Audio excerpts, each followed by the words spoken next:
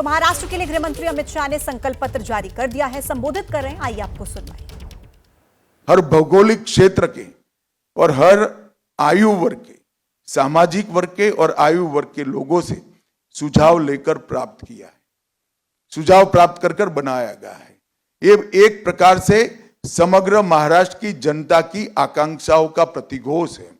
और मैं फिर से एक बार कहना चाहता हूं, महाराष्ट्र में जब जब युति की सरकार आती है, भाजपा के नेतृत्व में सरकार बनती है, महाराष्ट्र आगे बढ़ता हुआ दिखाई पड़ता है। और जब जब अघाड़ी की सरकार आती है, तब तब महाराष्ट्र में केवल और केवल राजनीति होती है।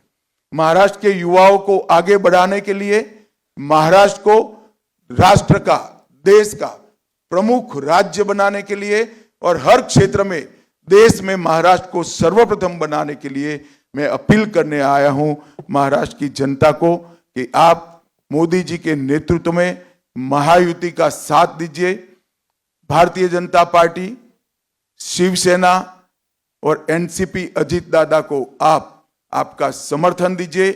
कमल फूल, धनुष बाण और घड़ी पर अपना कीमती वोट देकर महाराष्ट्र के विकास में आप सहभागी बनिए। यही मेरी महाराष्ट्र की जनता से प्रार्थना है। धन्यवाद। वंदे मातरम। तो देखिए, गृह मंत्री अमित शाह संकल्प पत्र जारी करने के बाद जो बड़े वादे देखिए उनकी तरफ से किए गए, सबसे पहले वो आपको पॉइंटर्स हम बताने जा रहे हैं। महिलाओं को हर महीने 2100 रुपए देने का वादा, किसानों का कर्ज माफ करेंगे, वृद्ध पेंशन योजना 2100 रुपए देंगे, जरूरतमंद लोगों के लिए भोजन और आश्रय की व्यवस्था करेंगे, भावांतर योजना लागू करेंगे, छत्रपति शिवाजी केंद्र की शुरुआत हम करेंगे, संकल्प पत्र में यह भी कहा गया, स्किल सेंटर खोले जाएंगे। और इसी के साथ साथ देखिए, कांग्रेस पर और महाविकास अघाड़ी पर जमकर बरसते हुए नजर आए अमित शाह। कहा कि हमारा जो संकल्प पत्र है वो लोगों की उम्मीदों का संकल्प है और हमारे जो संकल्प होते हैं वो पत्थर की लकीर होते हैं, जबकि जो कांग्रेस वादे करती है वो झूठे करती है। कर्नाटक का जिक्र और हिमाचल का जिक्र करते हुए उन्होंने कांग्रेस के हर वादे को झूठा करार दिया। कहा कि हमने वो काम किए हैं जो कभी कोई सोच भी नहीं सकता था कि हो सकते हैं, चाहे वो धारा 370 को समाप्त करना हो, फिर चाहे वो राम मंदिर का निर्माण करना हो। तो इस बात का जिक्र करते हुए गृह मंत्री अमित शाह ने यह भी कहा कि अघाड़ी के वादों पर किसी को भरोसा नहीं है, शरद पवार ने महाराष्ट्र के लिए क्या किया है, ये सभी बातें गृह मंत्री अमित शाह ने कही हैं संकल्प पत्र जारी करने के बाद संबोधित करते हुए। और इसी के साथ देखिए, मुंबई से विरोधियों पर अमित शाह ने बड़ा वार किया। अमित शाह ने कहा कि उद्धव 370 हटाने वालों का विरोध करने वालों के साथ खड़े हुए हैं।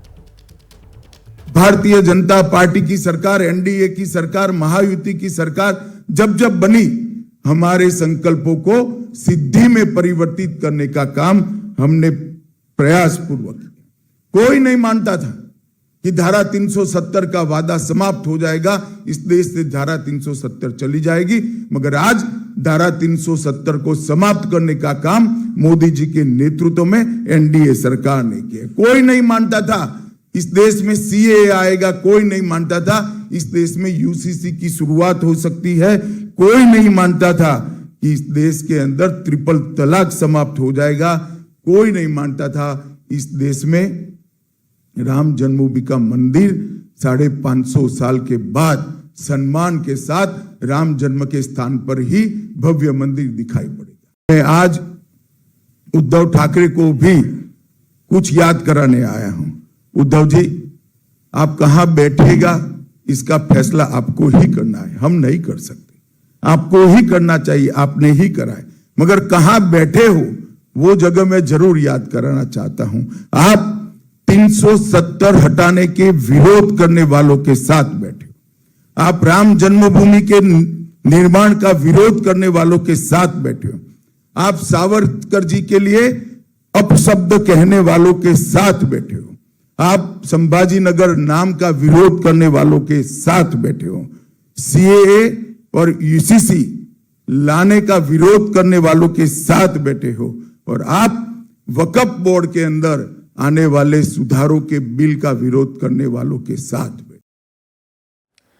तो देखिए, महाराष्ट्र के लिए उलेमा बोर्ड की मांग पर भी अब राजनीति तेज हो गई है। अमित शाह ने उलेमा बोर्ड की मांग को लेकर सख्त बयान दिया। अमित शाह ने कहा कि संविधान में धार्मिक आरक्षण का कोई प्रावधान नहीं है। मैंने अखबारों में देखा, दस्तावेज भी देखा है। उलेमाओं की कॉन्फ्रेंस ने, उलेमाओं की एक संस्था ने मांग की कि माइनॉरिटी को आरक्षण दिया जाए और कांग्रेस के अध्यक्ष नाना पटोले जी ने इस मांग को स्वीकार करने का पत्र, एक्नॉलेजमेंट एक दिया है। मैं महाराष्ट्र की जनता को पूछना चाहता हूं, क्या कांग्रेस पार्टी के ये मंसूबे के साथ आप सहमत हैं क्या? एसटी, एससी, ओबीसी, दलितों का, आदिवासियों का और पिछड़ों का आरक्षण लेकर मुस्लिमों को देने के पक्ष में महाराष्ट्र की जनता है क्या? हमारा संविधान धर्म के आधार पर आरक्षण के पक्ष में नहीं।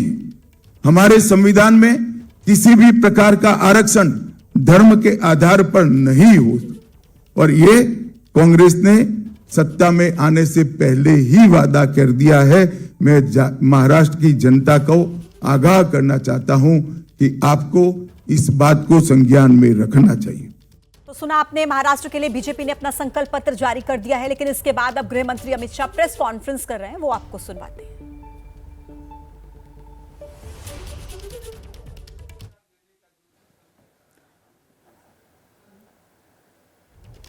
देखिए, पहले तो मैंने नहीं कहा कि वो अमल नहीं कर रहे हैं, उनके राष्ट्रीय अध्यक्ष जी ने कहा है कि बड़ा कठिन होता है ऐसे वादे दे देते हो तब। और मैं पूरी महाराष्ट्र की जनता को करबद्ध विनंती करना चाहता हूं। महाराष्ट्र के लोग हिमाचल में भी है, महाराष्ट्र के लोग कर्नाटक में भी है और महाराष्ट्र के लोग तेलंगाना में भी है। जरा फोन कर पूछ लीजिए कि किस प्रकार की अव्यवस्था वहां पर बनी हुई है और वादों का क्रियान्वयन कितना हुआ है।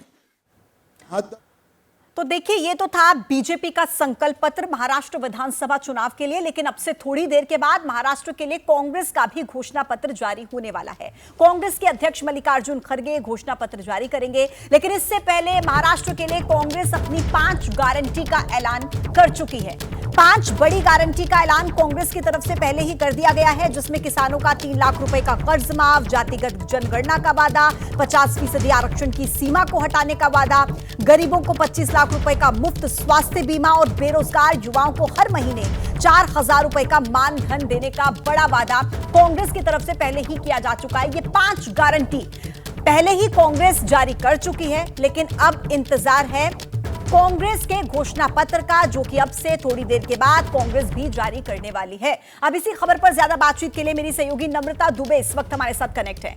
नम्रता, देखिए, कांग्रेस की तरफ से पहले ही अपनी 5 गारंटी तो लॉन्च कर दी गई थी, अब इंतजार हो रहा है कि कब घोषणा पत्र जारी होगा, और क्या घोषणा पत्र में भी जिस तरीके से देखिए बीजेपी की तरफ से बड़े बड़े वादे किए गए हैं, क्या उसी को ध्यान में रखते हुए कांग्रेस के घोषणा पत्र में भी कुछ ऐसा ही देखने को मिल सकता है, और कितनी देर में घोषणा पत्र जारी किया जाएगा? इस प्रकार के भगवों का जी देखिए, 12 बजे का वक्त दिया गया है जब मल्लिकार्जुन खड़गे के हाथों कांग्रेस का जो मैनिफेस्टो है वो लॉन्च होगा।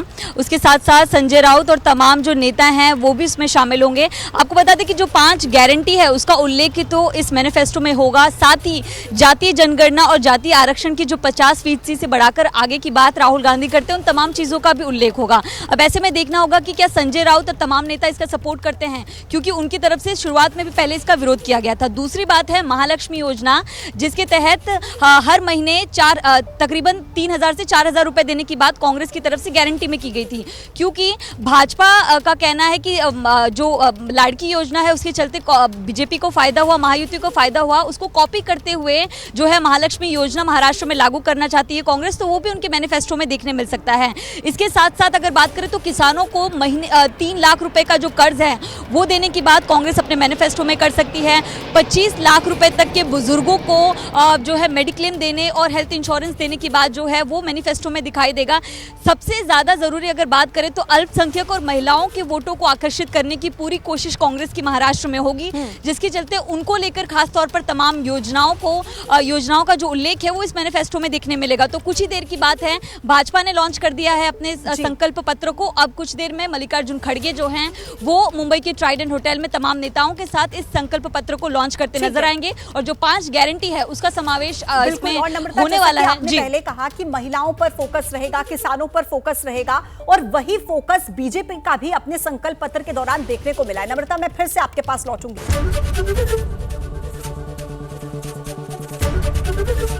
एबीपी गंगा, खबर आपकी, जुबान आपकी।